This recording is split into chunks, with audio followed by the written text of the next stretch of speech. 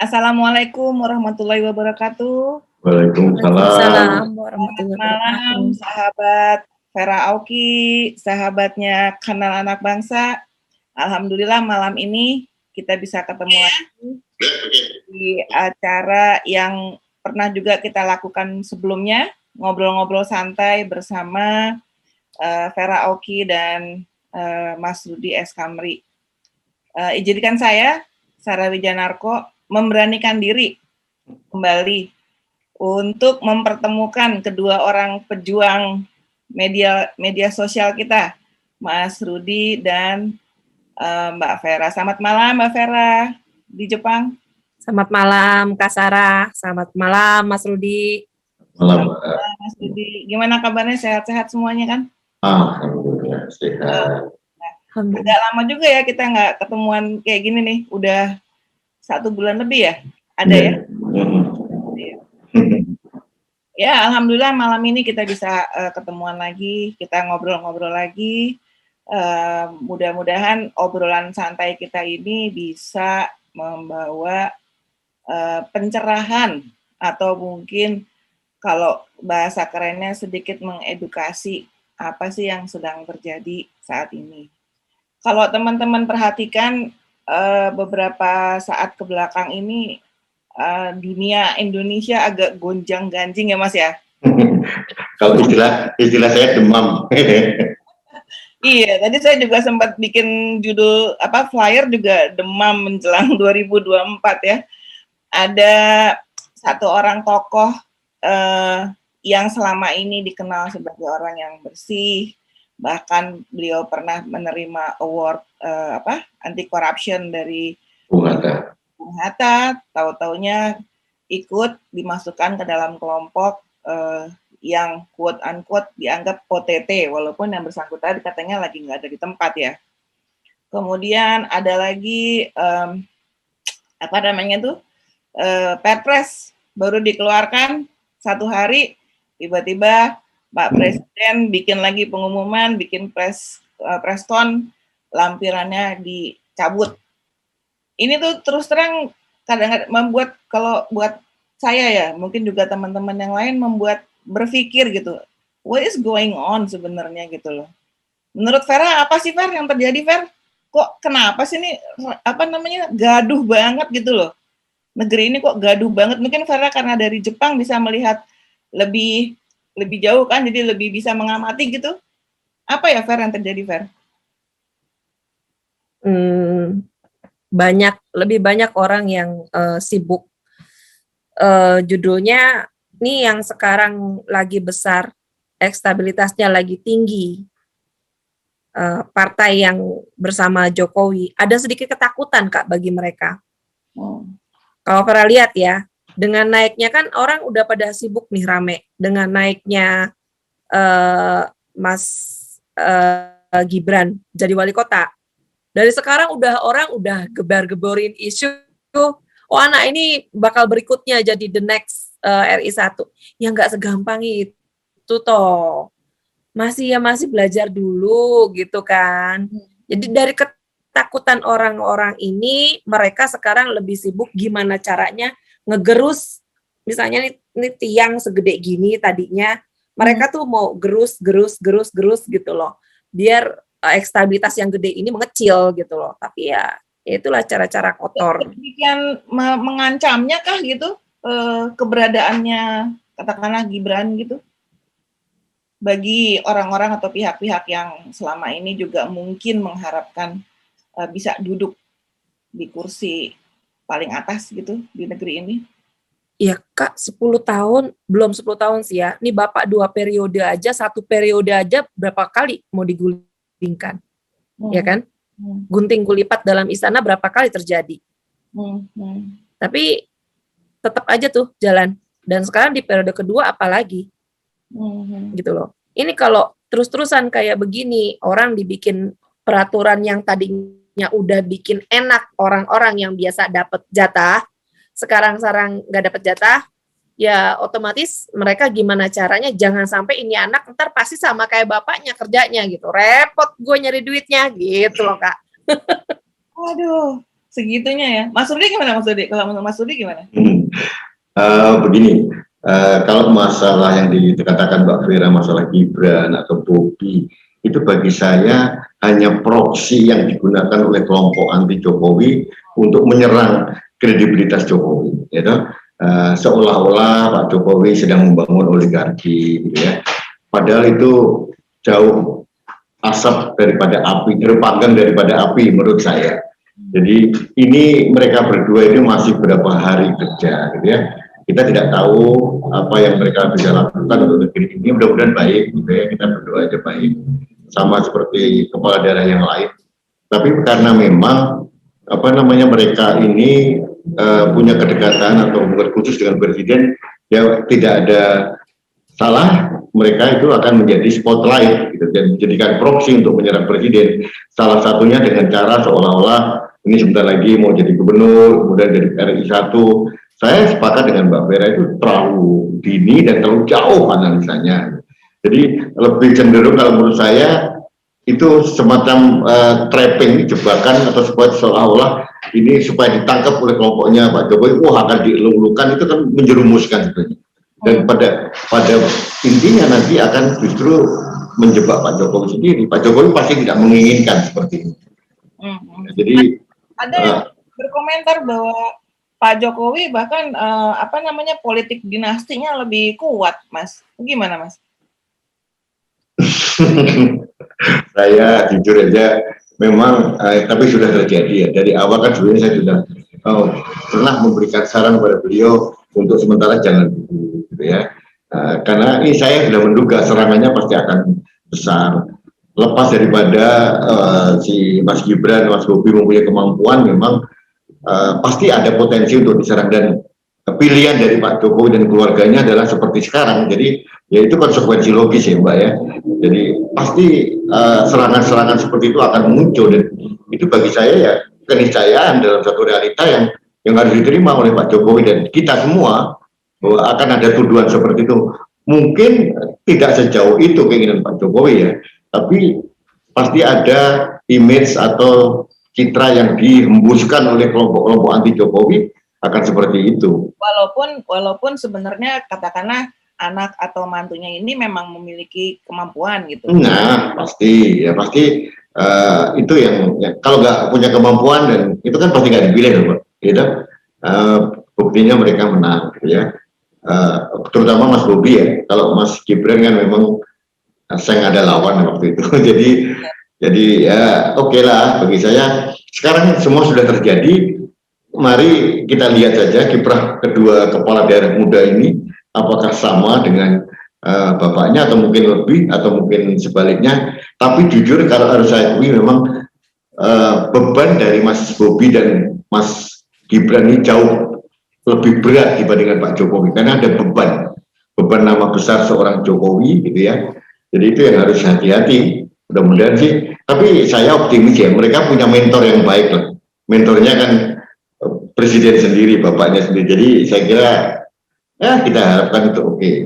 Tapi yang terjadi Mbak, menjelang tahun 2024 ini memang semua lawan dari Pak Jokowi akan memakai berbagai cara, proksi-proksi untuk itu. Termasuk yang kemarin saya menyebutnya ada operasi naga ya, untuk para kepala daerah pendukungnya dari partai pendukungnya Pak Jokowi, hati-hati.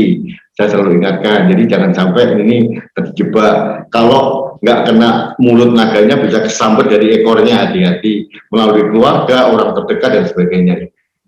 Dan ini ujian yang berat. Kenapa? Semua celah pasti akan digunakan. Pasti. Jebakan Batman udah pasti disiapin di mana-mana itu. Ya. Trap di mana-mana udah pasti disiapin. Mbak Vera, Mbak Sarah ya. Dengan tertangkapnya dan ditahannya seorang Rizik Syihab, itu kan merupakan pukulan telak bagi kelompok-kelompok yang sebentar kemarin kan ingin membuat kegaduhan.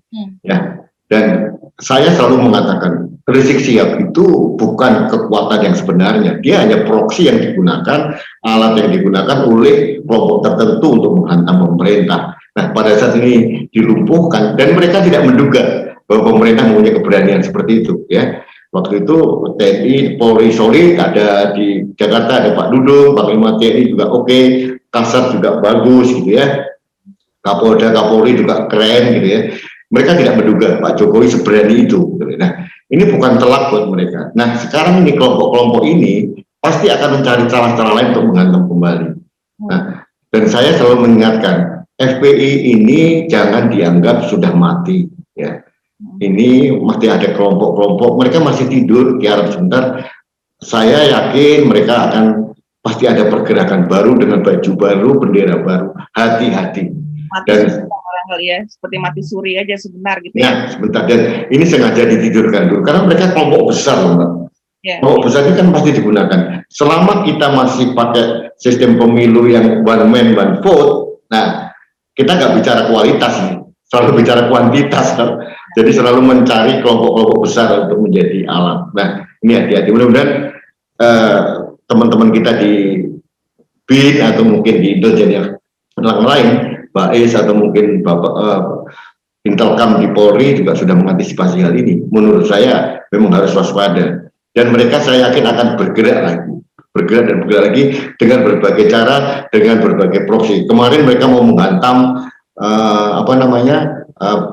Pak Jokowi dengan menggunakan perpres investasi tentang miras 4 provinsi. Nah, kemudian Pak Jokowi buru-buru mencabut. Oke, di satu sisi memang itu tepat untuk mengantisipasi gerakan mereka sudah tidak mempunyai alasan lagi untuk bergerak gitu ya. Tapi di sisi lain memang pertaruhannya mahal Pak Jokowi, karena ini akan menyangkut bahwa ada kesan Pak Jokowi bisa diintervensi dari luar. Yang saya sayangkan secara pribadi adalah kemana ini orang-orang terdekat Pak Jokowi ini. Harusnya beliau-beliau ini kan memfilter presiden gitu ya. Keberadaan Pilpres yang menyangkut miras ini tidak tepat waktu gitu ya. Pertama, kita sedang pandemi dan kondisi politik seperti ini. Yang kedua, menjelang Ramadan. Itu jadi isu-isu akan dipakai oleh kelompok-kelompok tertentu. Gitu. Nah, akhirnya yang terjadi seperti saya sebenarnya kemarin saya mengatakan saya kecewa bukan masalah Pilpres yang dicabut ya, tapi cuma saya takut akan menjadi presiden buruk. Jadi orang kalau nggak suka akan menggunakan kekuatan, gempur lagi, presiden ditekan lagi. Itu seperti itu. Yang paling saya salahkan adalah orang-orang di sekitar presiden. Harusnya beliau difilter, jangan sampai menjadi sasaran tembak lagi seperti Omnibus Law. Ingat nggak Mbak Vera? Omnibus Law itu semua tembakannya ke Pak Jokowi. Kemana para menteri? Gitu, saya juga mangkel gitu loh. Pak Jokowi waktu itu dibela oleh kita malahan, Mbak Sarah, Mbak Vera, saya, mungkin teman-teman yang lain. Yang menteri-menteri kan cicing wae gitu, menang wae, diem gitu. Jadi mereka membiarkan Pak Jokowi menjadi sasaran tembak sendiri. Ini yang saya sayangkan. Ya itu, gitu, Mbak.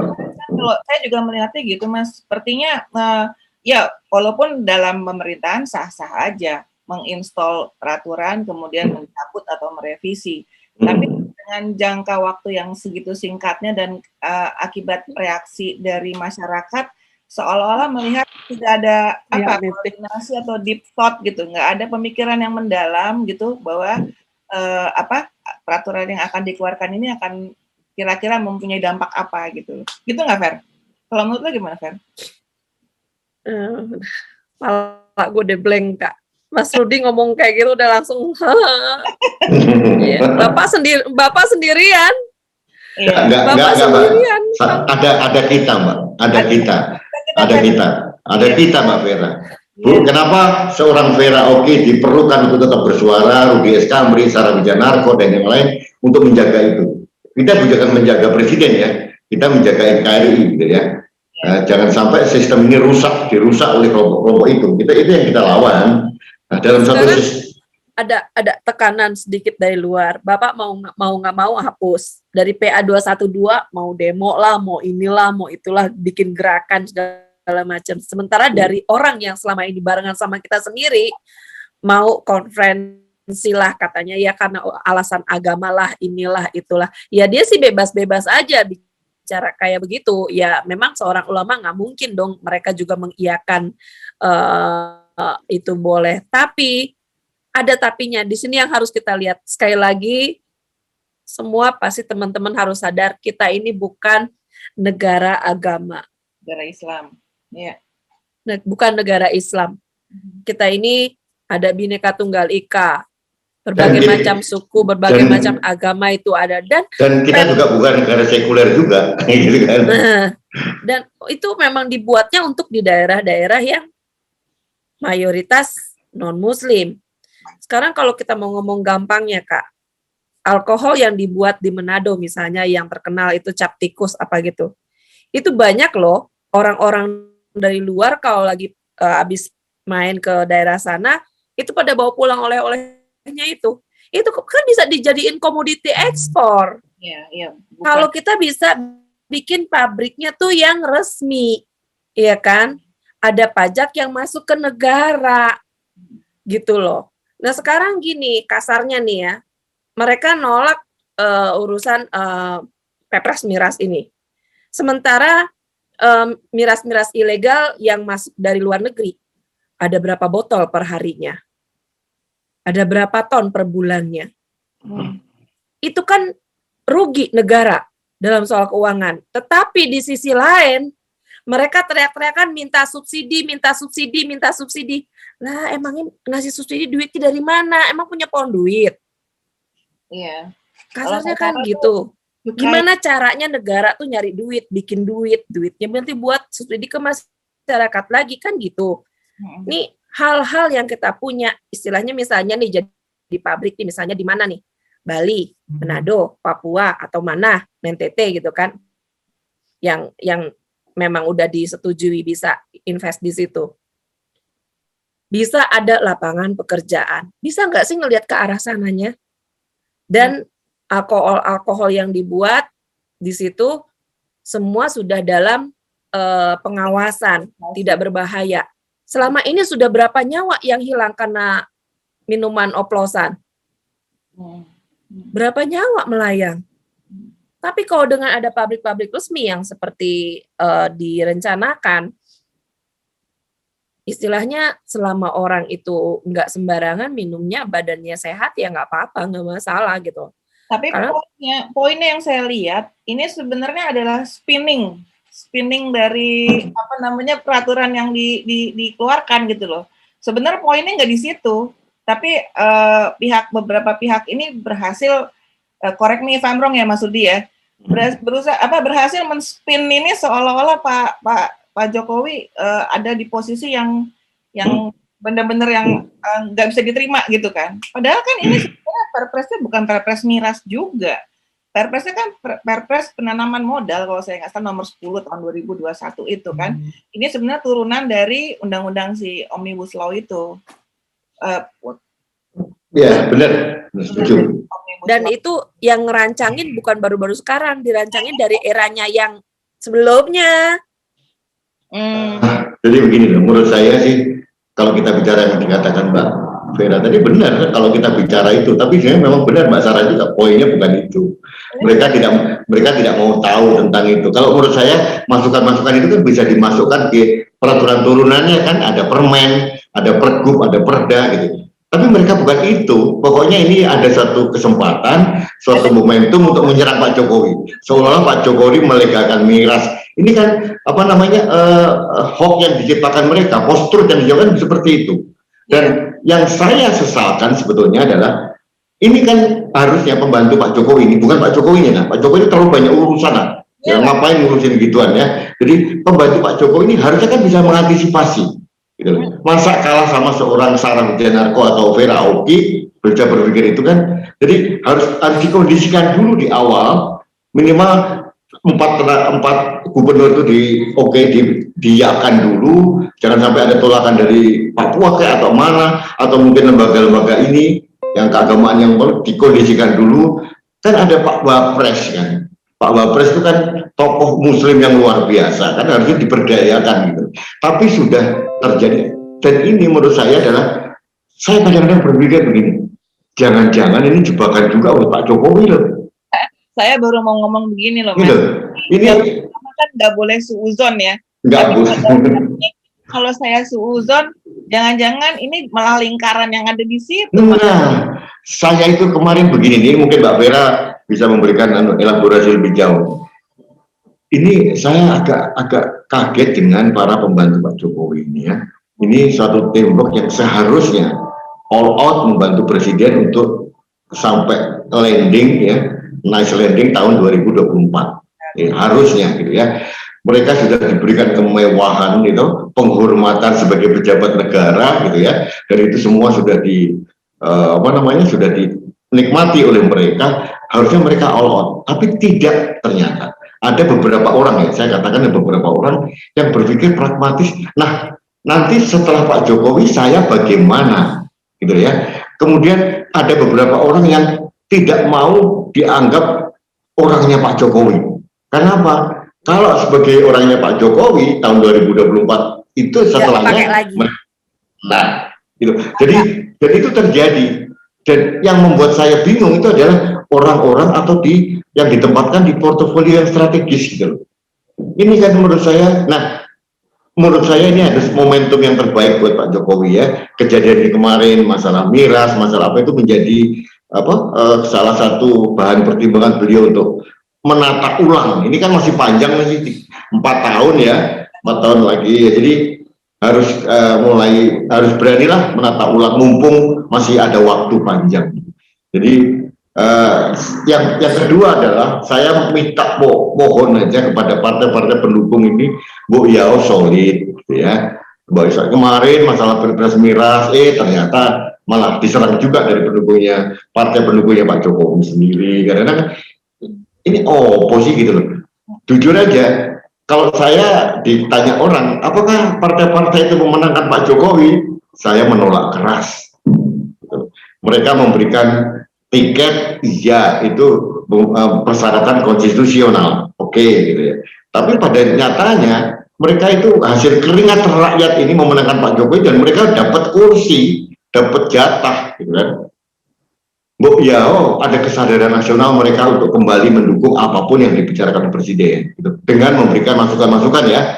Jadi menjadi seorang pendukung yang objektif dan kritis, gitu ya. Bukan langsung menyerang secara frontal gitu. Ini yang saya sayangkan. Dan malah sebaliknya ya, seolah-olah ingin menjatuhkan malah gitu kan, menyalahkan gitu ya.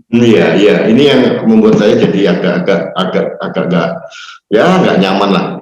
Ini saya mohon sebetulnya yang paling besar kan PDIP, ada Golkar, dan kemudian ada Nasdem, ada Gerindra bahkan gitu kan. Mereka ini sudah mendapatkan suatu kemewahan yang luar biasa gitu. Gitu, dapat jatah itu. Ini kan kalau kita ngomongin soal partai ini ya, kelihatannya memang ada pertarungan yang mungkin yang nggak begitu nyata muncul ke permukaan, tapi bisa dirasakan gitu loh, Mas. Ya pasti Mbak, pasti. Jadi sekarang ini saya mendengar sudah mulai berhitung siapa akan dipasangkan siapa, kemudian ini kolaborasinya partai ini dengan partai apa gitu ya. Bagi saya tertawa saja, dalam artian kalau mereka hanya seolah-olah negara ini dipermainkan oleh elit mereka, saya sama Mbak Vera akan melawan keras. Jadi saya akan menggerakkan supaya kita jangan dipermainkan seperti itu. Jadi negara ini tidak bisa jadi main-main lagi. Kita kemarin jujur aja, begitu Pak Jokowi mengenarik Gerindra dan masuk dalam pemerintahan, saya sebenarnya awalnya agak keberatan ya, karena ini kemarin sudah berdarah-darah kita gitu ya, dan tidak membuat pendidikan politik yang sehat sebetulnya. Demokrasi itu harus diajarkan bahwa yang menang mendapatkan kesempatan, yang kalah ya harus legowo, dan ini tidak terjadi. Ini hanya pragmatis supaya aman, supaya mereka nggak rusuh. Tapi ini kan sebetulnya hanya jangka pendek. Kalau untuk kita bicara Indonesia ke depan, bukan seperti ini demokrasi yang kita inginkan kan? Akhirnya orang akan berpikir, sekarang coba Mbak, kalau kita belajar dari pengalaman tahun 2019 ini, akhirnya nanti tahun 2024 mereka mikir, nah saya mendukung ini, ternyata kan akhirnya mereka kolaborasi lagi, ya kan?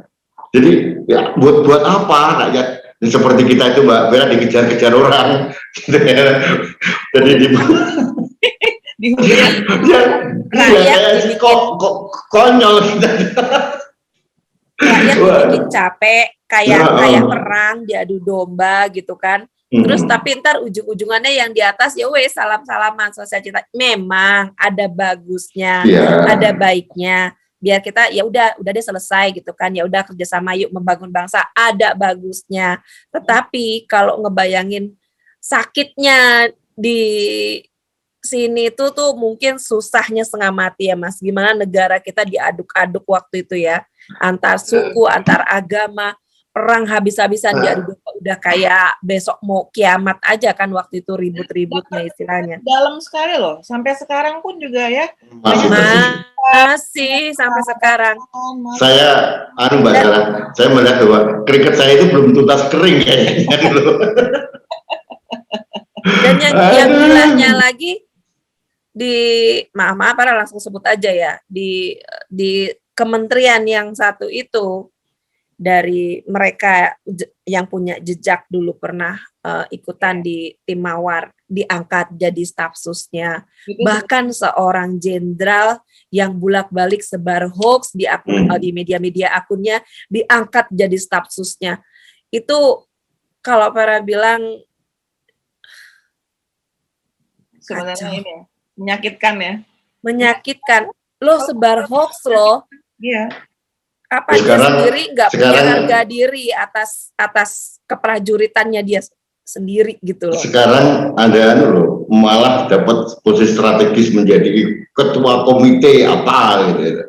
Ya. Dan baru habis dari Jepang juga, habis diangkat ke Jepang. Entah nggak tahu ngapain ke Jepang. Ada cerita, ini sebetulnya ada cerita yang menarik. Ini dulu salah satu lawan dari kontestasi Pak Jokowi kemarin. Sampai detik-detik sudah hampir setahun kekalahan dari kelompok mereka, itu tetap menghujat Pak Jokowi, luar biasa, mengatakan dengan kata-kata yang kampanye dulu Pak, yang Pak Jokowi dianggap dari turunan inilah, dari kelompok komunis inilah. Tapi pada saat sang suami diangkat jadi pejabat tinggi, kok mau? Dalam hati saya, orang kok nggak punya integritas gitu ya. Integritas bahwa kalau kamu melawan Pak Jokowi ya lawan nggak apa-apa, ya konsisten, gitu ya. Tapi jangan kayak esok dele sore tempe gitu. Jadi, tapi memang ada langkah ya Mbak Vera ya. Kita sekarang mencari orang yang punya integritas, gitu ya, negarawan gitu ya. Jadi kalau Vera lihat nih ya negara kita sekarang ujung-ujungannya itu mau dari mana aja Mas ya, mau dari kanan, mau dari kiri, semuanya yang penting gue punya pasukan, gue gede, kapan saja gue bisa tekan dan gue bisa dapat kedudukan. Entah itu jabatan mana, entah menjadi komisaris atau apa, dan itu semuanya ada, mau di kanan mau di kiri. Pada cuma ngelihatnya. Mas kadang-kadang suka ngomong sama Kak Sarah, Kak, ada berapa kepala ya Kak di Indonesia yang benar-benar buat Indonesia? Sampai kadang suka curcol sama Kak Sarah tuh nangis, tengah saat tidur, lu ngapain sih Pep? Tidur aja di sana gitu kan. Gitu. Ada berapa kepala ya Kak yang benar-benar buat Indonesia gitu loh. Sebenarnya itu kalau menurut saya loh, ini sebenarnya itu concern banyak orang. Banyak kok. Mungkin banyak, sebagian lebih dari separuh orang Indonesia tuh masih memikirkan hal yang sama, Fer. Tapi kalau kita melihat konstelasi politik yang ada, itu memang membuat orang jadi apatis. Jadi akhirnya ya itulah kayak tadi tuh nyari selamat masing-masing aja lah gitu. Kalau sampai terjadi sesuatu, yang penting gue selamat, gue selamat. Kayaknya begitu deh, Fer. Sebenarnya menurut pengamatan saya ya, maksudnya orang yang cinta sama negeri ini banyak banget kok gitu. Cuma kadang-kadang mereka, sebagian dari mereka memang berpikirnya tidak terlalu panjang, tidak terlalu jauh gitu. Yang mereka ini kan cuma yang ada di depan mata mereka sendiri aja dulu, itu yang penting gitu kan. Nah, dan lagi gini Mbak Vera harus optimis juga. Banyak yang masih cinta Indonesia. Cuma tidak semua bisa bersuara lantang seperti seorang Vera Audi gitu. Jadi jadi ya itulah. Saya optimis sih. Saya melihat bahwa setiap kita memposting sesuatu, respon mereka sangat bagus gitu ya. Cuma mereka memang perlu keterwakilan bersuara. Nah, keberadaan kita ini adalah menyuarakan mereka salah satunya. Karena yang penting harus ada integritas, tetap kita menjaga Indonesia gitu ya. Kalau saya dikatakan buzzer nggak ada masalah, tapi buzzer Indonesia saya, gitu ya. Saya di buzzer pemerintah, kapan saya dibayar pemerintah? Gitu. 1 rupiah pun belum pernah, gitu ya. Jadi bagi saya feel free gitu ya. Kalau Pak Jokowi menurut saya ada yang perlu dikritisi, diberikan masukan, saya berikan masukan. Kalau tidak ya kita dukung, saya dukung. Dan itu bagi saya itulah cara kita memperlakukan sahabat yang baik. Saya bersahabat dengan Mbak Sarah, kalau Mbak Sarah salah akan saya ingatkan. Bukan dijerumuskan gitu kan. Artinya itulah bentuk ekspresi sayang saya sama Mbak Sarah sebagai seorang sahabat. Kalau pendukungnya Pak Jokowi berpikir yang sama, seharusnya mereka bisa terima. Kalau pada saat tertentu Mbak Vera atau saya atau yang lain mengkritisi Pak Jokowi juga atau memberikan masukan kepada Pak Jokowi juga, bukan berarti kita nggak sayang toh. Justru itu karena kita sayang. Nah, masalahnya suka ada pihak-pihak tertentu tuh Mas, yang memang memanfaatkan yang kondisi-kondisi seperti itu gitu. Memperbaiki posisinya dia gitu loh. Sehingga keadaannya jadi kadang-kadang gitu, ditwist gitu kan. Padahal Sarah, saya boleh nggak pada kesempatan ini mengucapkan selamat, Mbak? Mas, silakan. Boleh. Saya mengucapkan selamat kepada Ketua PBNU Kiai Haji Agil Sirot yang diangkat menjadi Komisaris Utama PT KAI. Selamat, mudah-mudahan beliau bisa kerja dengan baik. Pertanyaannya, kok mau ya beliau? Saya baru tapi udahlah, nggak tahu Pak. Ya sudahlah, itu yang terjadi. Akhirnya kalau ini tidak di waktunya nggak berdekatan dengan gunjang-ganjing Pilpres yang menyangkut miras kemarin, itu orang nggak bertanya-tanya gitu ya. Jadi kita ini kan seperti Mbak Vera, Mbak Sarah, saya itu kan ahli gutak-gatuk gitu. Kita menciptakan pasal yang berserakan, kita tata ulang gitu, kita seperti apa. Tapi itu yang terjadi. Jadi artinya seperti Mbak Sarah tadi bilang, ya inilah yang Indonesia yang harus kita terima. Kita juga harus tidak bisa. Ya itu tugas kita, tugas sejarah kita lah, menata ulang, memberikan masukan lah. Kita tuh siapa sih? Kita juga apa-apa, bukan siapa-siapa, tapi salayaknya ya seorang Mbak Vera yang jauh di ujung sana masih mau bersuara, bagi saya sangat memberikan apresiasi gitu ya. Di sini kadang-kadang saya kehilangan teman gitu, karena banyak teman-teman juga yang mulai pragmatis Mbak Vera. Jadi ada beberapa juga yang dikooptasi dengan partai tertentu gitu ya. Mudah-mudahan kita selamanya tidak masuk dalam kooptasi partai, sehingga kita masih bisa jernih bersuara ya Mbak Sarah ya. Gitu. Kalau Vera sendiri sih Mas ya, sampai saat ini Vera selalu ingetin sama follower Vera. Bagi kita sekarang, kalau kita mau melihat who is the next, siapa yang the next pantas kita kasih tangga untuk naik lagi ke atas, kita lihat orang yang benar-benar bekerja di saat Indonesia di masa-masa sulit seperti sekarang dengan adanya COVID dan lain-lain. Kita nggak peduli dia itu anak turunannya siapa, mau orang dari partai mana, selama dia benar-benar bekerja dan bergerak untuk masyarakat di sekitarnya, kenapa nggak kita kasih applause, kenapa kita nggak kasih tangga buat next step berikutnya gitu loh. Nah tapi bagaimana kalau kita maju, saya presiden, Mbak Vera wakilnya gitu, Mbak Sarah menses. sorry just kidding. Okay. Lanjut Mbak Vera, lanjut. Nah tetapi dengan secara tidak sadar dan memang yang kenyataannya pada kalau kita mau ngomong, kita lihat sekarang yang lagi gerak terus buat masyarakat, nggak ada habisnya, istilah kasarnya, kapan sih orang itu tidurnya gitu loh. Pak Ganjar, Ibu Risma, Pak Nurdin, yang baru-baru aja dicokol ini. Pembangunan di Makassar tuh di Sulawesi Selatan tuh lagi gencar-gencarnya. Karena coba lihat komentar di YouTube ya, banyak banget loh Kak yang bilang, kalau mau lihat pembangunan di Sulawesi Selatan jalan-jalan ke sini, nanti biar cari lagi deh. Ada itu yang komentar kayak gitu. Ini semua pembangunan berkat Pak Nurdin gitu kan, bla bla bla bla bla gitu kan. Jadi sekarang kita lihat orang yang benar-benar kerja buat masyarakat setempat di masa-masa sulit seperti ini. Tapi kita juga nggak bisa munafik. 3 orang ini yang kita sebut. Terus ada satu lagi, BTP. Kemarin orang Tuban borong mobil coba dari Pertamina. Apa nggak gila-gilaan? Ya kan? Tapi 4 orang ini yang disebut termasuk presidennya semua dari PDIP, itu nggak bisa kita pungkiri juga gitu loh. Ya tapi bukan berarti kita harus lihat satu partai ini aja gitu loh. Nah makanya ya itu dia tadi yang Mas Rudi bilang, ini buat pemimpin-pemimpin daerah yang didukung sama PDIP harus hati-hati. Jebakan-jebakan Batman trap-trap pasti disiapkan.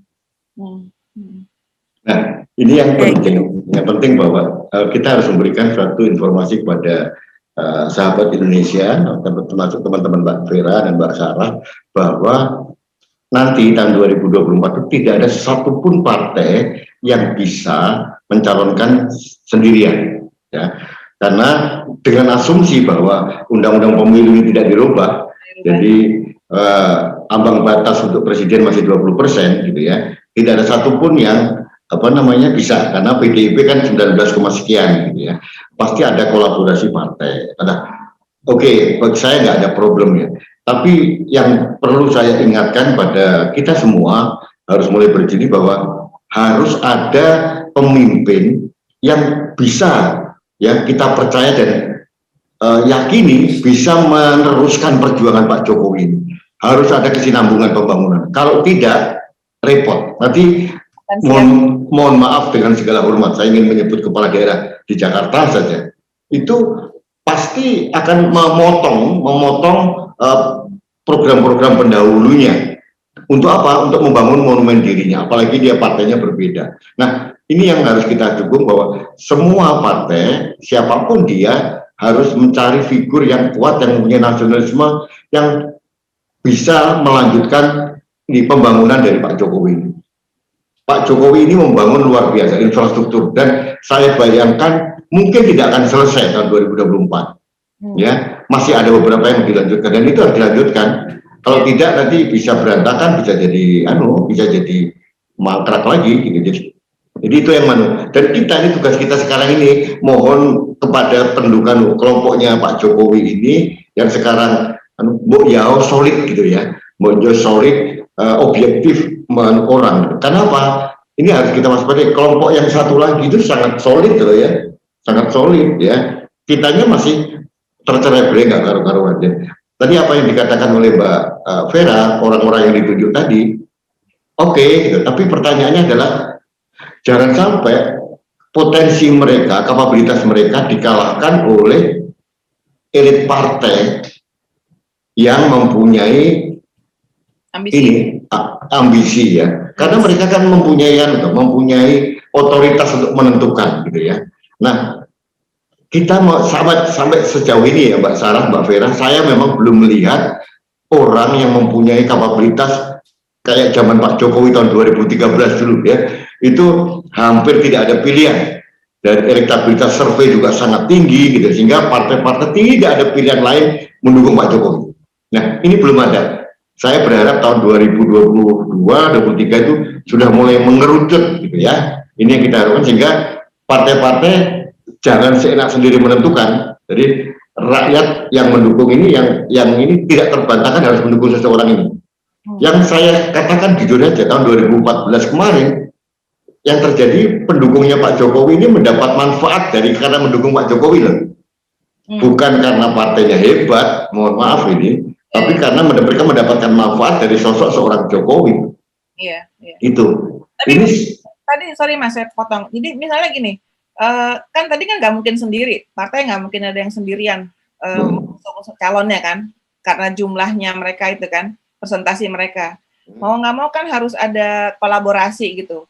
Nah, mungkin di situ pentingnya apa ya, penekanan atau pendidikan gitu loh, bahwa siapapun nanti yang muncul itu quote unquote harus mampu meneruskan itu apa yang udah dilakukan oleh Pak Jokowi selama 2 periode ini gitu, sehingga nggak jadi bubur gitu loh Mas, nggak sia-sia gitu, kayak sorry to say kayak DKI gitu kan, yang udah dijalanin, yang udah bagus, terus jadi dirubah jadi ini apa, jadi acak adul lagi gitu kan.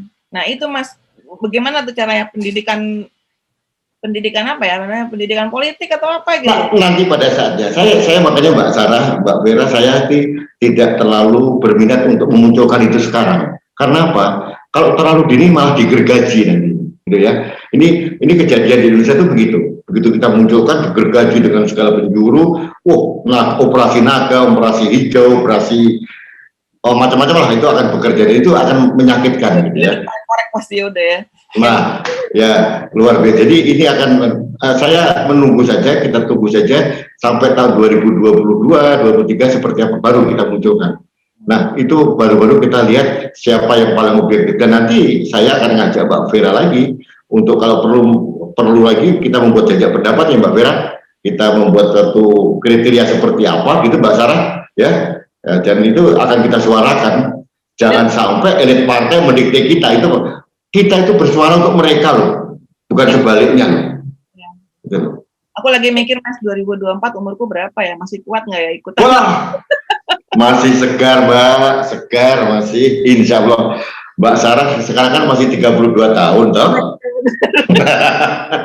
Kalau ingat masa kampanye kemarin Kak, Mas, baju masukin koper berangkat, naik bus malam, apa naik kereta ke kota ini, di keliling Jepang, pulang sampai rumah bongkar koper, masukin cucian, masak lagi, bebenah rumah, masukin baju ke koper, mau kemana lagi? Suami sampai nanya, di rumah tuh cuma ada 2 minggu dalam sebulan. Sampai kan makanya dibilang dia ini anak dibayar sama siapa? Nah, duit tabunganku habis terkikis untuk itu. Ada yang mau gantiin nggak? Nggak ada yang gantiin sampai sekarang. Tapi itulah Mbak Vera, kebanggaan kita ya Mbak Vera. Kebanggaan kita karena kita mempunyai kepedulian dan integritas yang nggak bisa dibeli dengan rupiah ya Mbak Sarah ya.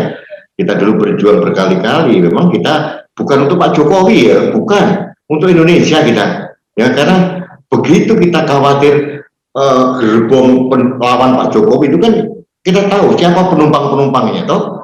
Dan itu yang kita lawan, bukan Pak Prabowo-nya atau Sandinya gitu ya. Tapi benar-benar ini loh pendukungnya mereka, dan saya menyerang Pak Prabowo karena bukan Pak Prabowo tidak nasionalis, tapi karena mereka terlalu pragmatis gitu, membiarkan mobilnya dimasukin orang-orang yang menurut saya berpotensi akan menghancurkan bangsa ini.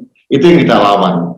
Apalagi kalau ikut ingat yang zaman itu kan di dalamnya tuh gerbongnya macam-macam tuh penumpangnya kan. Yang ada kalau sampai mereka kepilih, kita belah kemana-mana gitu kan. Itu saya minta juga gitu. Saya bilang saya akan menyesal kalau sampai itu terjadi dan saya tidak melakukan apapun walaupun benar, setuju saya.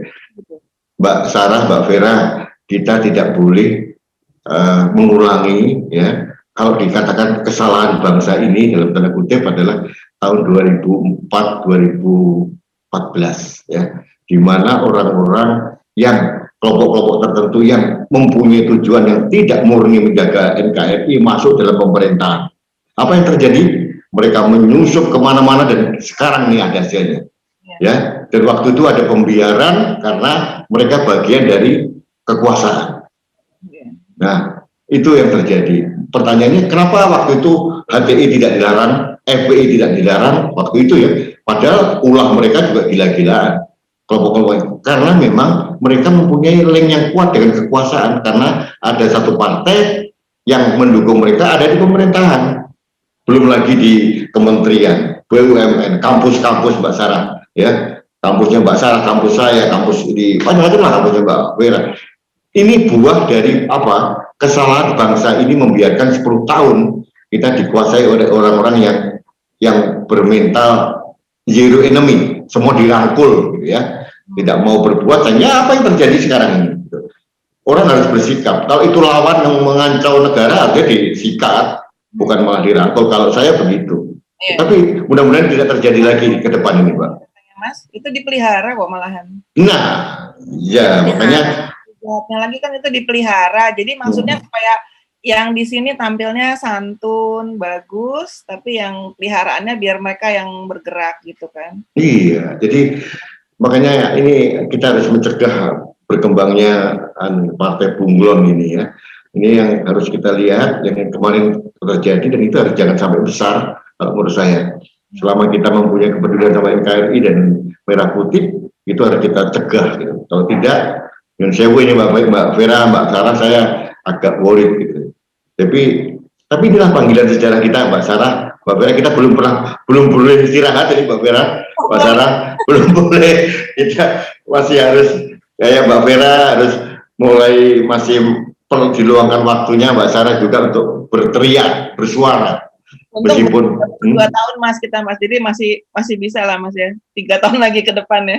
Nah, insya Allah. Sampai tadi siang, Para tuh sempat ngomong sama Kak Sarah, udah deh Kak, bikin ini sana negara deh di dalam Taman Mini berapa biji, kayak biarin masing-masing bisa jadi presiden di situ di Taman Mini ya, gitu. Bukannya di mana-mana di Taman Mini, biarin jadi presiden semua di situ gitu kan. Habis ini pengen jadi ini kayak sekarang, ya ada bau-baunya, tahu sendirilah. Ya Fer, jujur itu keributan apa sih Fer tuh yang di Sulawesi Selatan itu? Apa sih sebenarnya yang terjadi, gambarannya apa gitu? Gini Kak ya, kalau Vera lihat dari sosoknya Pak Nurdin sendiri ini, tuh kayak Vera pernah up di YouTube Vera baru-baru ini kan. Itu waktu itu pernah saksi mata Kak, waktu G20 kemarin itu kan ada beberapa pemimpin daerah yang datang, perwakilan daerah, dari ada yang gubernur, ada yang wagub, ada yang bupatinya yang datang atau gimana gitu ya. Itu di saat semua ya kan masing-masing pada presentase nih, udah ada jadwalnya dari jam sekian sampai jam sekian provinsi mana, dari jam sekian sampai jam sekian provinsi mana gitu kan, dibagi di 2 tempat tuh Kak.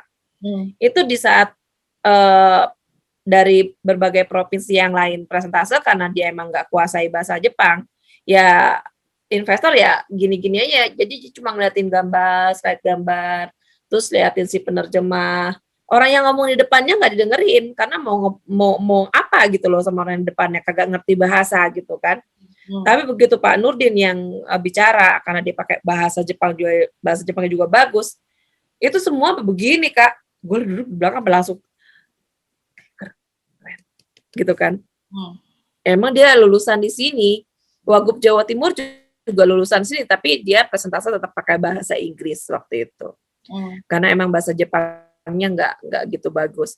Udah dari situ, terus yang Farah lihat bukan cuma dari situ aja, bukan cuma bahasa. Itu kan 2 hari, Mas, Kak Sarah, 2 hari. Hari pertama semua ada buka. Hari kedua mulai ada provinsi-provinsi yang pemimpin daerahnya cabut, nggak ada di tempat. Biasalah, ya shopping, mumpung ada di luar negeri, capek ngelihatnya. Yang kayak begitulah, yang kayak begitu tuh kita mau ngarepinnya apa gitu loh.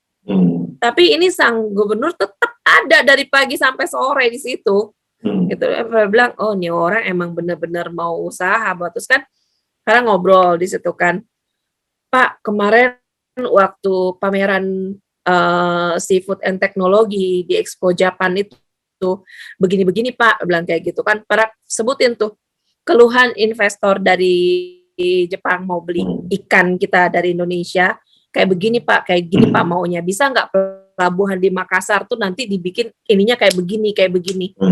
Itu yang sekarang mau dibangun sama Pak Nurdin, mau dirapihin. Karena ya supaya di Makassar tuh kan hasil lautnya juga kan bagus tuh, banyak. Jadi itu mau dijalanin. Jadi sistem-sistem yang ada di Jepang tuh emang mau dibangun gitu loh Kak di Sulawesi Selatan. Jadi nah inilah. Kalau ini to be true, ada dong orang yang kira-kira nggak suka gitu kalau pembangunan itu terus berjalan, atau misalnya provinsi itu jadi maju gitu. Kira-kira gitu ya? Moralnya begitu ya? Ya iya dong Kak. Pusing dong. Ntar dia susah lagi ngebodohin orang-orang yang ada di pulau situ. Tuh Om Kumis.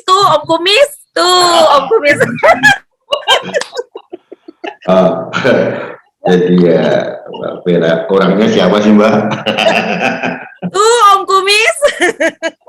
Yang pakai kacamata tuh Om Kumis. Aduh.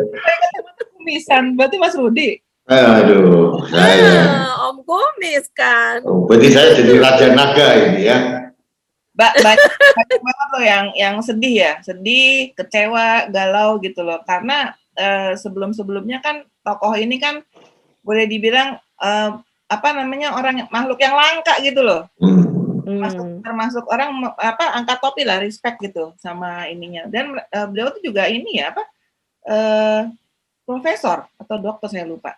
Profesor. Dan yang hebatnya itu dia dari segala detail, segala masukan tuh semua dia jalanin gitu loh Kak. Saya bilang, Pak, Sulsel tuh punya alpukat tuh bagus. Pada bilang kayak gitu, itu bisa punya daya ekspor.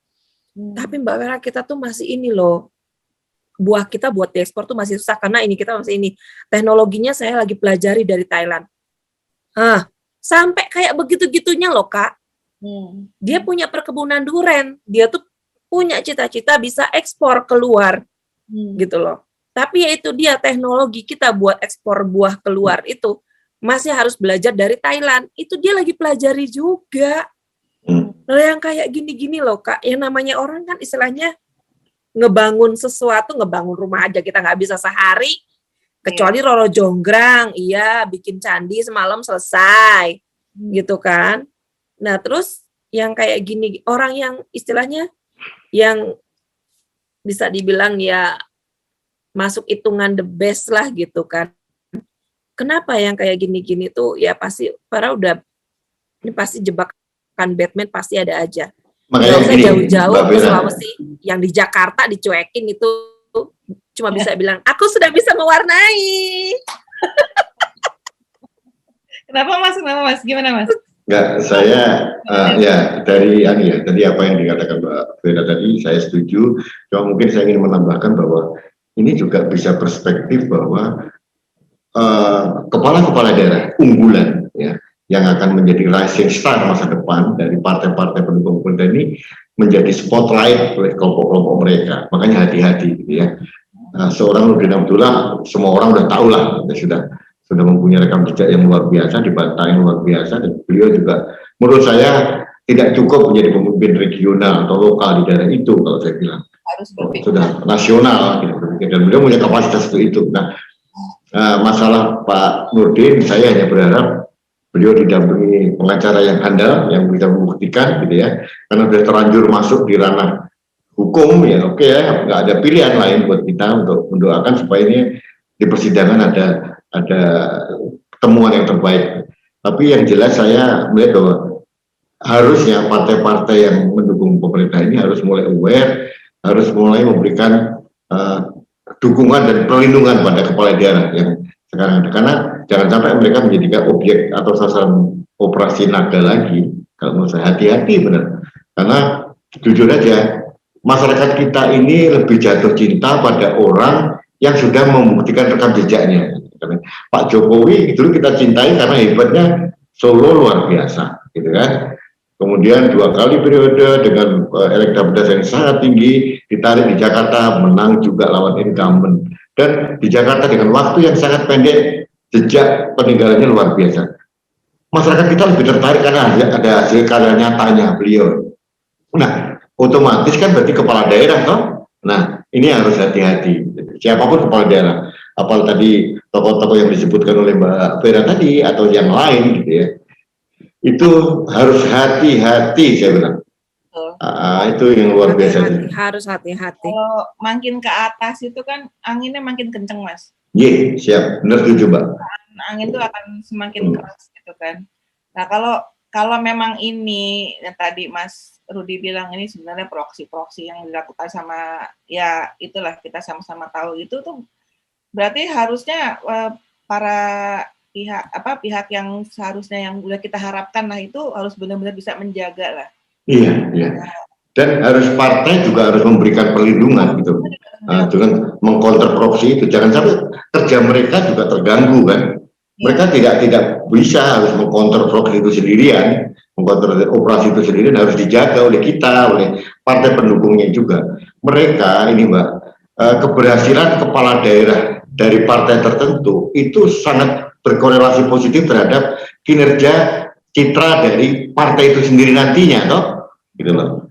Nah sekarang kita ingatlah dulu dari beberapa kepala dari Partai Demokrat yang katakanlah tidak pada korupsi, ternyata banyak yang korupsi, akhirnya kan mereka jeblok. Gitu. Rakyat kita cerdas kok Mbak, jangan dibodohin, dan elit partai jangan membuat merasa kita tuh bodoh, nggak mengerti apa-apa gitu. Jadi kalian harus mengerti bahwa kami ini di pinggir jalan juga memonitor, kita mempunyai suara, kita mempunyai kekuatan juga gitu. Jadi jangan sepelekan kami, suara kami kecil tapi bisa melengking panjang loh. Marah-marah tuh, semua orang takut, semua lari semuanya. Tapi Kak, ini satu istilahnya satu kunci kecil yang sebetulnya simple dan orang bisa gampang tahu. Di saat ada orang itu rusuh, di saat ada seseorang yang rusuh, dia tuh sebetulnya lagi kayak gini nih Kak. No, lihat no, ini si ini nih, ribut, orang disuruh ngeliat ke sana. Padahal dia lagi nutupin, jangan sampai orang tahu borok dia yang di belakang dia. Iya enggak? Utangnya berapa banyak itu Om Kumis? Bukan Om Kumis? punya utang berapa banyak, ya kan? Dia saya utang janji traktir Mbak Sel, utang traktir Mbak Vera kalau pulang ke Indonesia. Aku nggak pernah ditraktir loh Mas Rudi. Ya, istilahnya dia masih mau ada usaha kayak sekarang, mau orang di sini harus saya pegang, di sini harus saya pegang, di sini harus saya pegang, masih mau cari untuk kepentingan sendiri. Dan istilah gampangnya kalau kita mau ngeliat contoh buruknya ya, Pilkada DKI.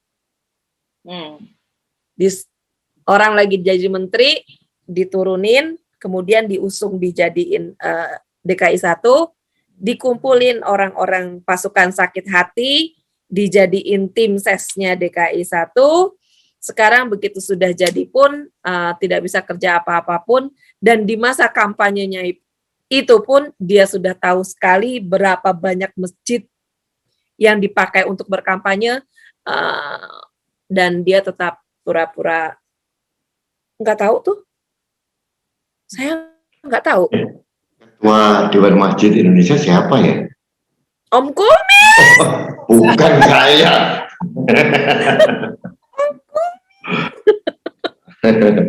Nah, itulah Mbak Vera, Mbak Sarah, itu yang terjadi. Kita harus melawan politik identitas. Jadi saya selalu katakan dengan tidak bosan-bosan berkali-kali bahwa pelajaran dari Pilkada DKI itu harus menjadi momentum kita untuk belajar banyak gitu ya. Kenapa kita dulu sampai Pak BTP kalah, itu juga menjadi evaluasi kita juga gitu ya. Kita harus mulai masuk ke grassroots, kita tidak bisa lagi seperti dulu ke hanya papan tengah gitu, kita harus mulai masuk ke bawah. Dan itu yang mereka lakukan dalam senyap. Nah, teman-teman kita juga mulai harus belajar dari pengalaman. Itu udah lama mereka lakukan, jadi makanya memang dalam. Ya. Itu yang ada beberapa sisi positif dari mereka yang harus kita tangkap juga ya Mbak. Gitu. Oke.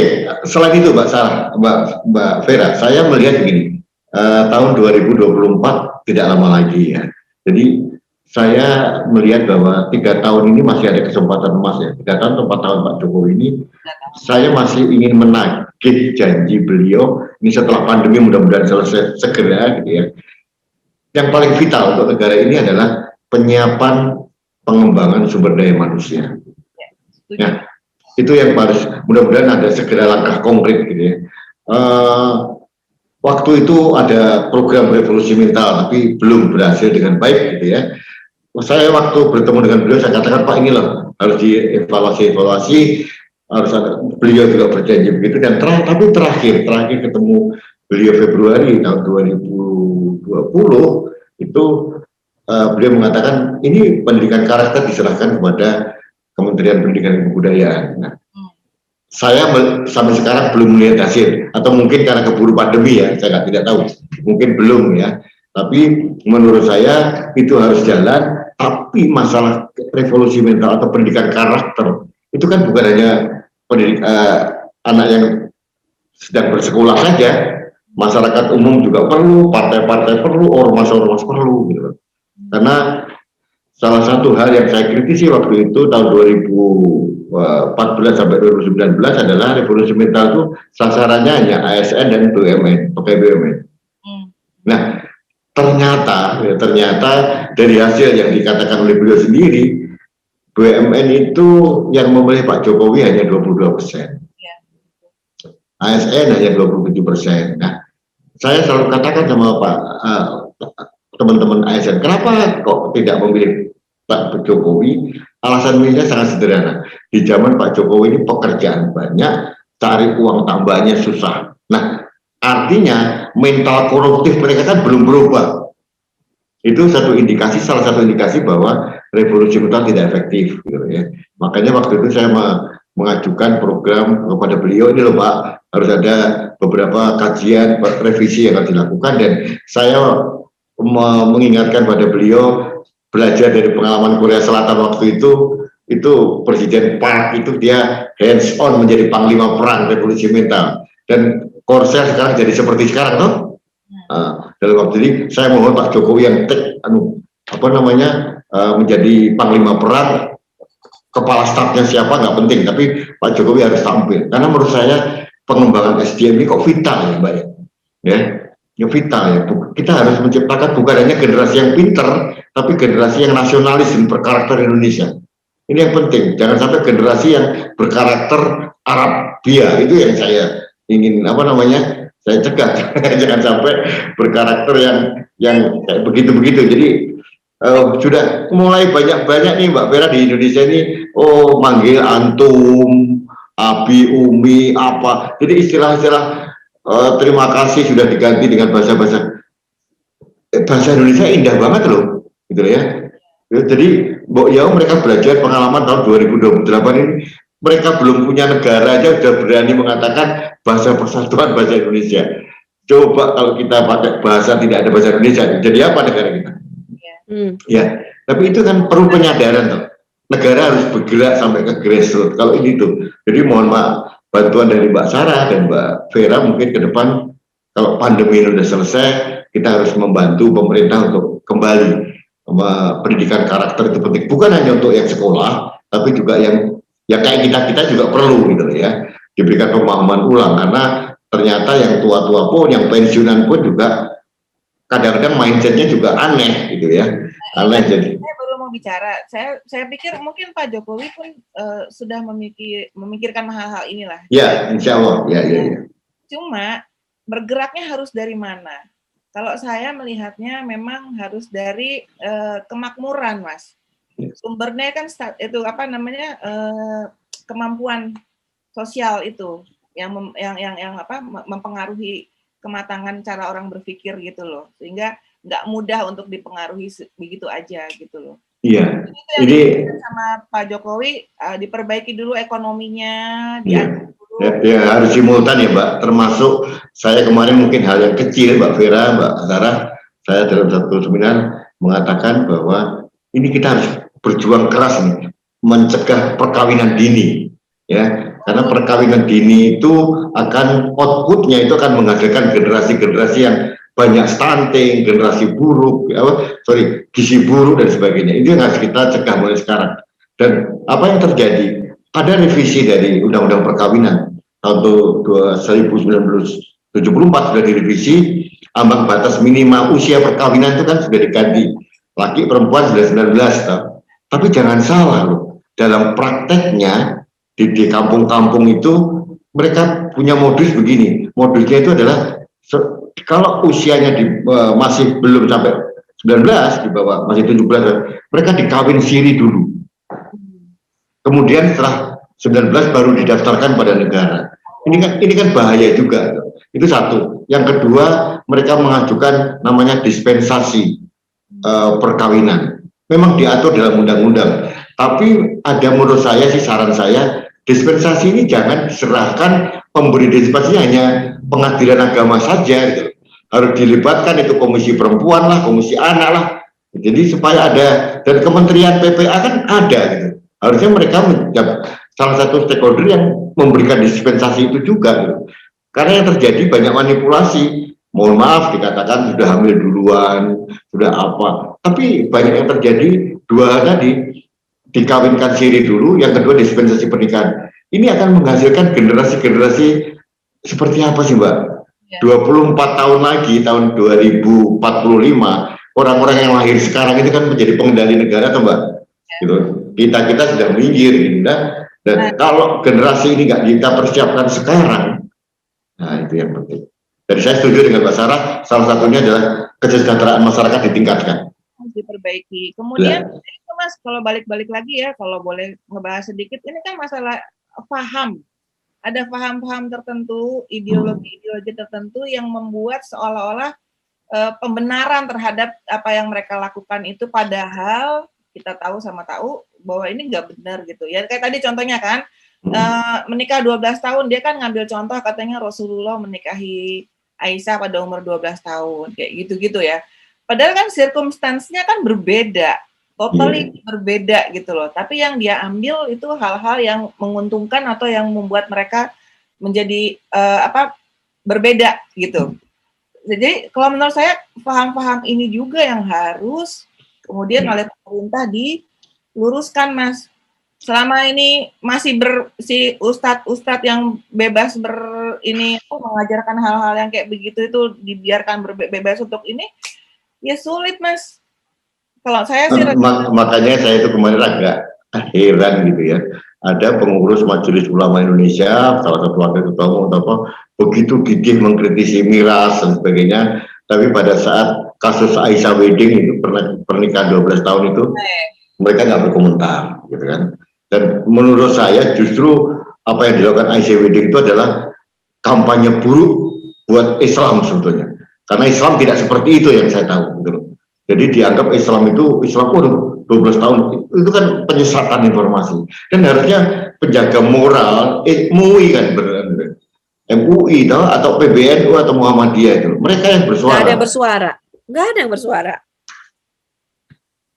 Hanya Kiai Haji Rudi Eskamri yang bersuara teriak-teriak sendiri sama Hajah Vera Aoki sama aja. Tapi nggak dapat komisaris ya Mas? Aduh, saya komisaris kanal anak bangsa aja cukup. Itu kan tugas bersama gitu loh. Nggak bisa Mas. Ini semua saling terkait. Iya. Ya kan? Dengan masalah kesejahteraan, terus kemudian masalah-masalah tadi itu pendidikan agama yang quote unquote boleh kalau saya bilang diselewengkan gitu kan. Nah itu yang membuat kombinasi masyarakat kita ini seperti sekarang ini yang kita lihat gitu loh.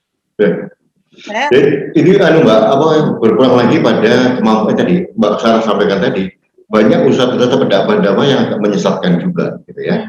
Jadi situasi psikologis zaman Rasulullah dengan sekarang itu kan jauh berbeda gitu. Jadi itu yang tidak disampaikan secara objektif. Makanya kemarin saya bilang begini, di Indonesia ini lucu, hanya ngajarin matematika aja butuh sertifikat, ya sertifikat bahwa kamu harus lulus dari mana gitu ya.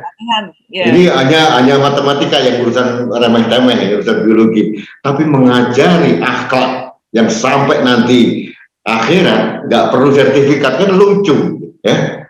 Bagi saya aneh. Harusnya sertifikasi kelompok ini harus lebih ketat gitu. Harus orang-orang yang punya kematangan psikologis, pengetahuan yang luas gitu ya, yang bisa dikatakan ulama gitu. Mohon maaf bagaimana pengurus majelis waktu itu ya, sekarang sudah nggak ada lagi yang selevel Tengku Zulkarnain ini. Mohon maaf dengan segala hormat saya gitu. Jadi intelektualitasnya kan sangat bisa kita baca dari narasi-narasi yang dihasilkan. Gitu. Jadi harus mulai, saya cenderung ini ada senyampang kita mempunyai menteri agama yang fighter, pejuang. Jadi saya mendukung kalau ada sertifikasi ustadz, pendakwah gitu ya. Jadi masyarakat itu juga edukasi yang positif gitu Mbak. Jangan nanti dapat guru-guru yang asal aja tampil di TV, manis, pakai gamis, jadi kan menjadi ustadz pendakwah. Nggak tahu ngajinya di mana, dari pesantren mana. Jadi atau mungkin sekedar mohon maaf ini mu'alaf gitu ya. Terus kemudian karena berani teriak, pinter ngomong gitu ya, yang paling pinter maki-maki pemerintah, nah, langsung dapat massa. Dan itu ada pembiaran. Jadi menurut saya banyak hal yang harus diberesi PR kita ini, Mbak Zara. Ya, betul ya. Kalau tadi Mas bilang apa namanya mu'alaf ya, mu'alaf kalau dia memang memiliki ilmu sih nggak apa-apa. Yang lebih parah lagi yang dia non muslim aja dianggap ustadz gitu. Apa yang dia omongin dianggap sebagai ini apa namanya ketentuan gitu loh yang bisa diikutin gitu, itu kan udah ngawur banget ya. Terus belum lama juga kan ada tuh mu'alaf yang bilang nabrak anjing gitu dengan senang hati, itu pada ketawa. Oh, coba sampean kasih makan anjing 3 hari, kalian diingat selamanya loh. Tapi kalau ngasih makan orang 3 tahun belum tentu lo diingat besok-besok. Saya kadang-kadang berpikir mereka tuh mungkin lupa atau apa, bahwa semua makhluk hidup termasuk anjing itu kan ciptaan siapa sih? Iya. Coba. Saya pernah ketemu dengan... ada juga Mas, ada juga ulama yang belajar agamanya tinggi sampai lulusan di Mesir, belum lama-lama ini bilang kalau cicak itu piaraan iblis. Ya memang sih cicak itu ada sejarahnya, dia yang ngabarin waktu Nabi Muhammad bersembunyi di Gua Hira kan. Ya tapi bukan berarti cicak itu juga binatang iblis kali. Jadi kalau mau belajar bagaimana mereka membantu kita menangkap nyamuk gitu kan. Saya pernah bicara sama teman saya, kebetulan dia profesor juga dari perusahaan yang agak berpikir berbeda dengan saya, yang sering mudah mengkafir-kafirkan orang. Saya tanya sama dia, kamu berpikir nggak, atau mungkin apa dalam pikiran kamu, orang-orang yang beragama berbeda dengan kita itu ciptaan siapa? Ya, oke. Diam. Anakmu saja, anakmu yang sebetulnya bukan milikmu, gitu kan ya, hanya di depan kamu. Boleh nggak saya maki-maki? Kalau katakanlah dia nakal atau apa, saya maki. Sebagai orang tua pasti marah, gitu. Apapun dia, kesalahannya pun sebesar apapun. Nah, ini ciptaan Gusti Allah yang punya dimaki-maki. Gitu. Saya membayangkan betapa kecewanya Gusti Allah sama kita ini. Gitu ya Allah. Jadi kan ini kadang-kadang buat orang yang beragama ya, apalagi yang agamanya Islam, itu kan apapun bisa dilakukan sama Allah. Kun fayakun. Allah punya kehendak. Nah, kalau Allah tidak berkehendak adanya orang atau bangsa yang tidak patuh terhadap perintahnya, susah nggak sih buat menghilangkan mereka? Enggak. Jawabannya kan enggak sama sekali. Tapi memang Allah memang membiarkan bahwa kalian hidup berbangsa-bangsa, bersuku-suku kan gitu kan. Yang penting jangan rusak bumi ini gitu. Tapi ya nggak ngerti lah ininya. Saya kadang ngerti kalau ada ustadz yang memusuhi anjing gitu ya. Dia nggak tahu nih anjing itu begitu berperan di Sumatera Barat sana yang muslim untuk nangkepin babi itu juga berperan. Selalu ada fungsinya buat siapapun gitu, makhluk hidup apapun gitu ya. Nah, yang seharam apapun lah dikatakan itu. Artinya bolehlah kita mengikuti aturan, tapi jangan frontal, menurut saya gitu lah. Dalam juga dihargai keyakinan orang lain. Berpikir tuh yang logis gitu kan, yang masuk akal lah gitu kan. Ya, anjing itu marah kalau misalnya dia menjilat kita air liurnya, ya nggak sih? Sama misalnya babi. Tapi kalau dia sebagai penjaga rumah atau di luar rumah atau apa, masa harus ditabrak sih? Kan nggak ada hubungannya sama sekali gitu loh. Ya, artinya kita dijilat kuda aja harus dibersihin juga Mbak, apa anjing gitu. Jadi masyarakat kita sekarang ini Mas harus jadi PR pemerintah pertama, sama kita juga bersama gitu untuk selalu mengingatkan. Ya, saya selalu ingin sekali lagi mungkin Mbak Fira pernah mengatakan, yang lain juga pernah mengatakan bahwa tidak ada dalam sejarah di peradaban dunia ini suatu bangsa atau negara hancur karena mabuk miras gitu ya. Tapi kalau mabuk agama seperti Suriah, kemudian di Afghanistan, kemudian di tempat-tempat lain, itu sering terjadi. Itu yang harus mengerti, kita semua jangan beragama yang berakal sehat gitu ya. Agama itu sesuatu yang sangat indah, bukan menjadi alat kita untuk saling memusuhi gitu.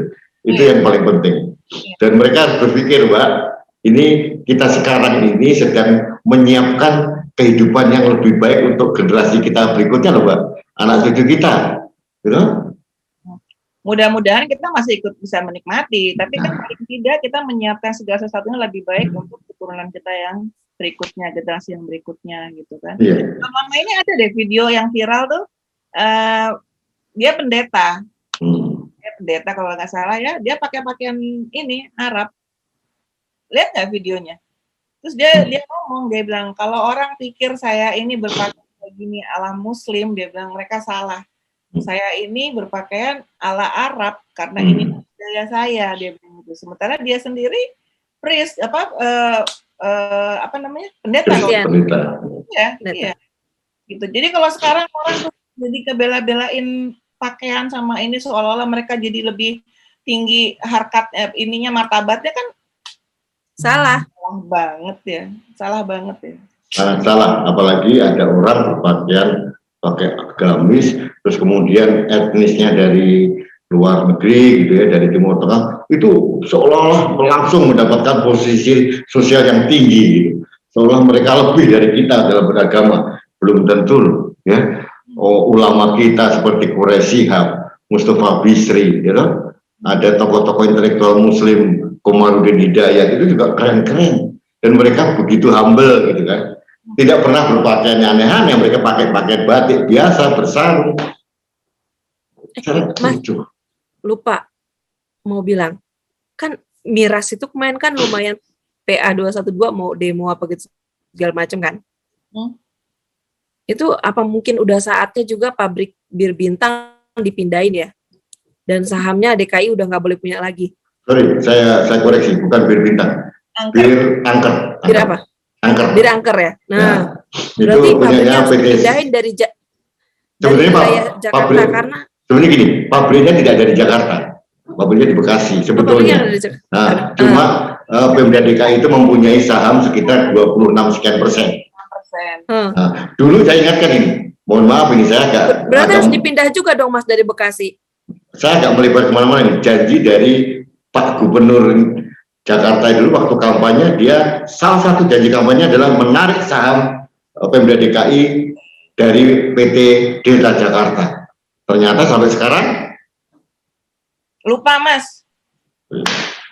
Jadi, ada duitnya Mas, jangan jadi dong. Makanya saya bilang politisi itu kadang-kadang berbeda dengan PLKB gitu ya, pilkada sama PLKB. Kalau PLKB itu kita lupa jadi gitu deh. Kalau mereka itu kalau jadi lupa. Aduh, kacau negara. Jadi mereka suka amnesia sesaat, Mbak. Amnesia politik itu terjadi. Jadi saya sudah bilang, ini gajah di pelupuk mata dibiarkan, jadi kuman di seberang lautan dikejar-kejar ini. Gitu? Ini di depan mata bapak-bapak yang terhormat ini ada 26% saham Delta Jakarta yang memproduksi bir Angkel, Pilsener, bir hitam luar biasa dibiarkan. Tahun 2020 bahkan PBDK dapat dividen sekitar berapa miliar, puluh miliar atau 100 miliar gitu. Diam-diam saja gitu ya. Kok ini Pilpres miras yang mengatur dan tidak di Jakarta, di daerah yang mayoritas non muslim gitu ya. Itu dikritisi. Saya hanya ngelus dada, tapi karena dada saya sudah mulai agak tipis ya, jadi pengen bingung. Wes, aku gak ngerti Mbak. Tapi yang penting Mbak, saya hanya di akhir ngobrol kita ini saya bilang Mbak Sarah, Mbak, oke, kita nanti harus berani membantu pemerintah atau negara ini untuk mulai mempersiapkan siapa kira-kira, tapi dalam diam ya, yang terbaik. Bisa sipil, bisa militer, gitu. Yang penting punya kriteria dan kita harus membantu memberikan kriteria yang terbaik buat bangsa ini. Karena menurut saya penjaga moral negara ini bukan hanya orang-orang ulama atau siapapun tokoh-tokoh masyarakat, termasuk kita ini. Mbak Sarah, Mbak Vera, itu kan sama sekali orang-orang yang tidak punya kepentingan apa-apa. Dan sudah selesai. Kita mau apa lagi? Sudah selesai gitu loh. Jadi ini kita lebih jernih kita berpikir gitu ya. Jadi itu untuk generasi berikutnya, ya kan? iya, iya.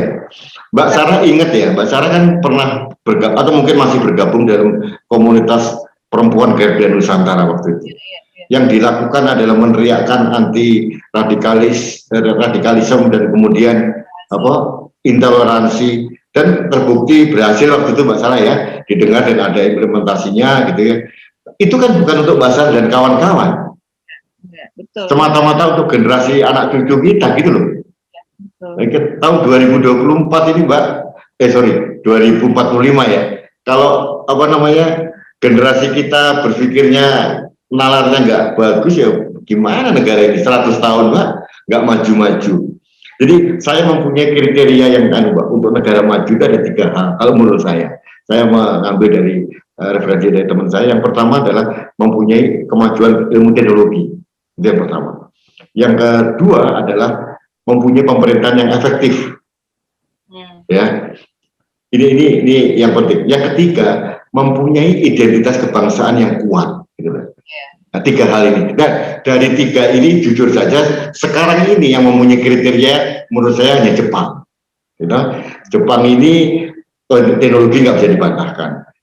Pergantian perdana menteri apapun birokrasinya jalan terus. Jadi birokrasi efektif, pemerintah yang efektif. Dan yang berikutnya yang ketiga, Jepang mempunyai identitas kebangsaan yang sangat kuat. Kita punya potensi itu Mbak Sarah, Mbak Vera.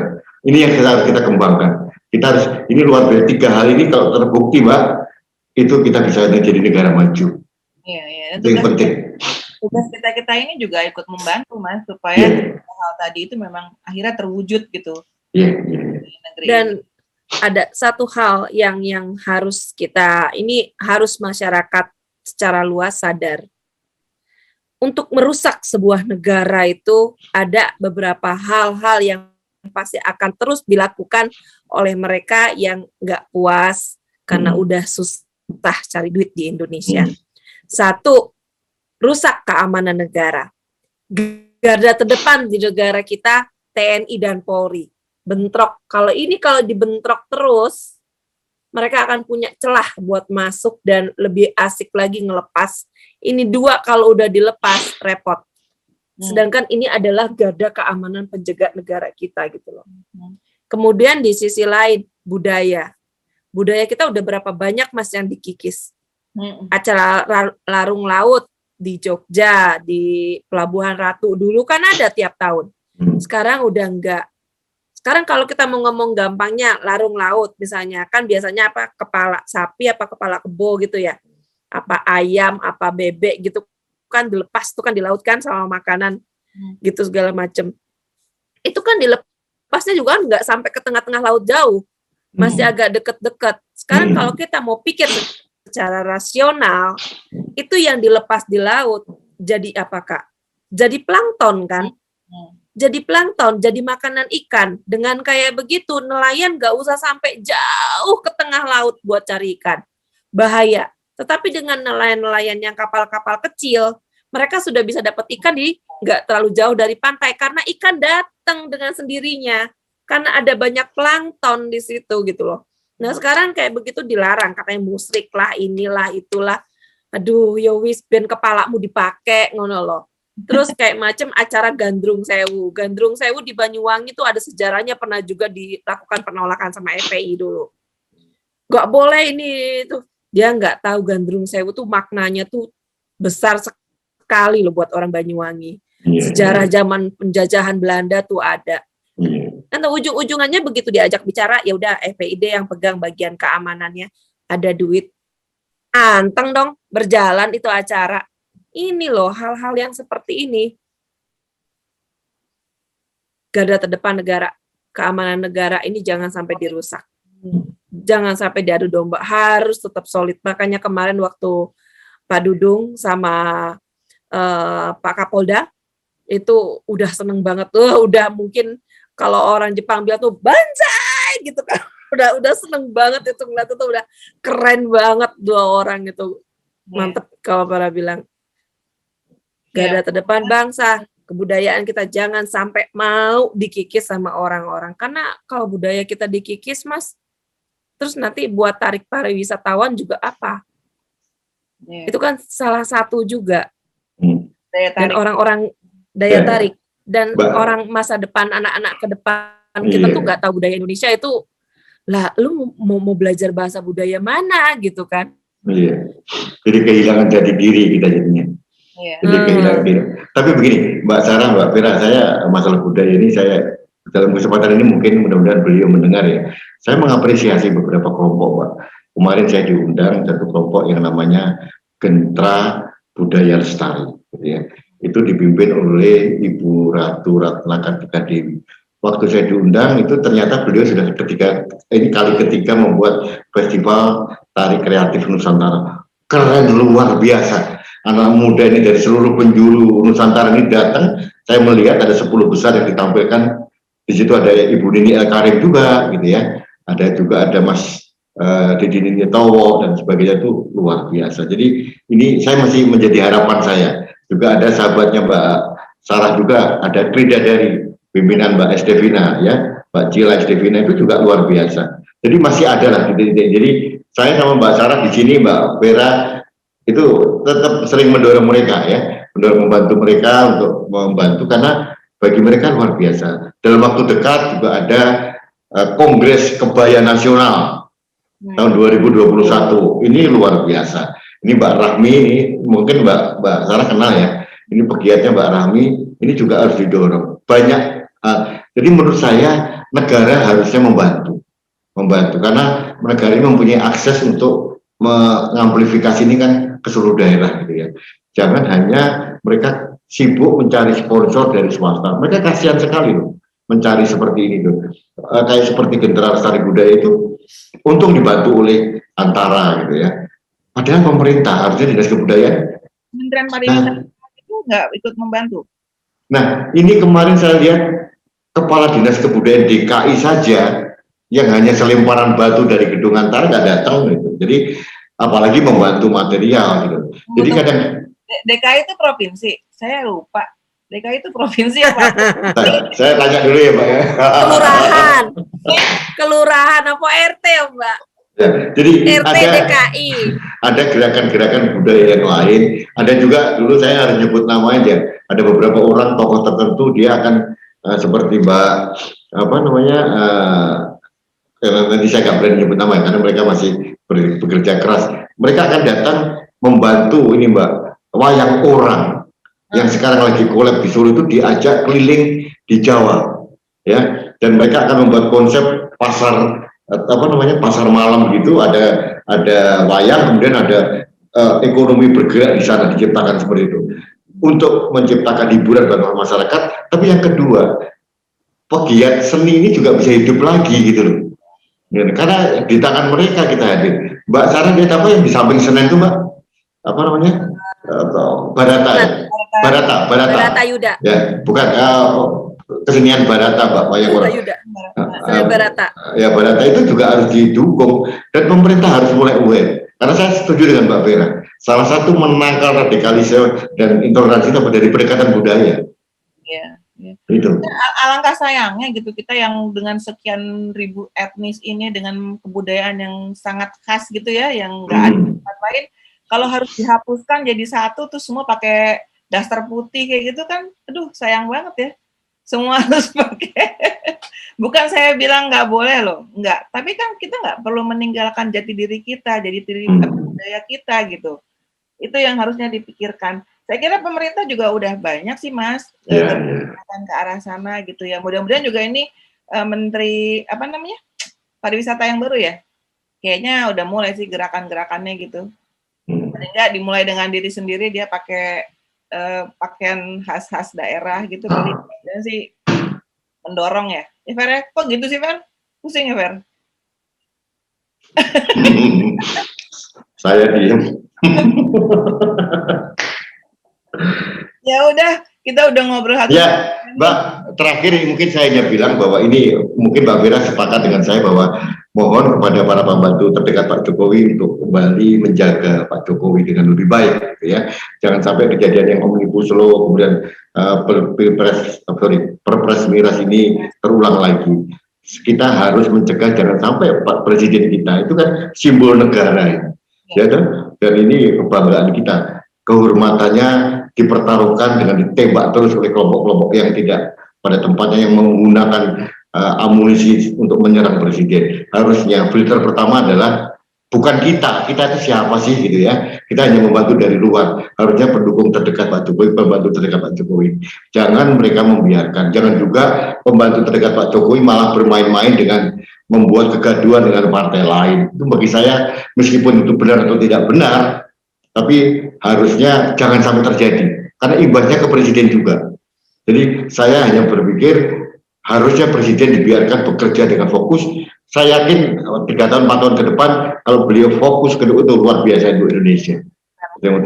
Dan yang kedua, kalau kita menyiapkan nanti tahun 2024, karena tema kita itu harus orang yang mempunyai jiwa nasionalisme dan NKRI plus yang tadi Mbak Sarah sampaikan, yang betul kan harus mempunyai menjamin kesinambungan pembangunan yang sudah ditata oleh Pak Jokowi sekarang. Saya kira pesan saya itu, Mbak Sarah. Terima kasih. Yuk, silakan. Sebelum kita akhiri, Vera mau pesan apa? Mau apa? Buat teman-teman Vera. Kalau Vera sih tetap kayak tadi awal Vera bilang, who is the next yang kita pantas kita kasih tangga ke next ke atas. Cuma mereka kita lihat di saat negara kita sekarang dalam keadaan sulit seperti sekarang, ya ada COVID, bencana alam di mana-mana. Kita lihat orang yang benar-benar turun buat masyarakat sekitar. Orang yang benar-benar bekerja buat masyarakat sekitar. Siapapun itu, dari partai apapun itu. Jadi kalau tadi para sebut ada Pak Ganjar, ada Bu Risma, ada Pak Nurdin kebetulan dari PDIP, tapi pernah juga kan nggak sebut juga dengan maaf Gubernur Bali. Justru kalah geraknya sama seorang Niluh Jelantik. Itu yang kalau Vera lihat gitu ya. Walaupun itu dari partai besar juga. Ya ini, kita jangan lihat partainya, jangan lihat dia anaknya siapapun itu orangnya. Kita lihat orang yang benar-benar bekerja buat masyarakat.